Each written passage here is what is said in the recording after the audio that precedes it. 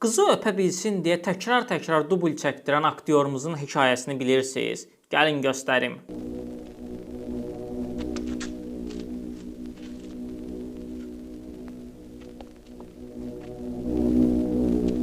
Bizim Cəbiş müəllim filmində Makedon obrazını Aqil Ağacanov oynayır. Aktyorun filmə çəkilməsi tamamilə təsadüf olur. Rejissor Həsən Seyidbəyli onunla təsadüfən qarşılaşır və çox bəyənir. Onu filmə çəkməyə qərar verir. Hətta bir şəhər əfsanəsinə görə rejissor Məcdə uduzduğuna görə onu filmə çəkib. Damda olan bu səhnədə isə çox maraqlı hadisə baş verib. Tanya obrazı ilə Makedon obrazı yaxınlaşırlar. Makedon onu öpmək istəyir. Bu səhnə dəfələrlə çəkilir. Çünki dubllar istənilən kimi alınmır. İllər sonra isə obrazı canlandıran Aqil Ağacanov etiraf edir ki, Tanyanı öpə bilmək üçün özüm səhv edirdim. Yekunda bu səhnə alınır. Film indi də klassiklərimizdən sayılır. Amma Aqil Ağacanovu biz bundan sonra cəmi bir filmdə görə bilirik. Bəs həmin film hansıdır?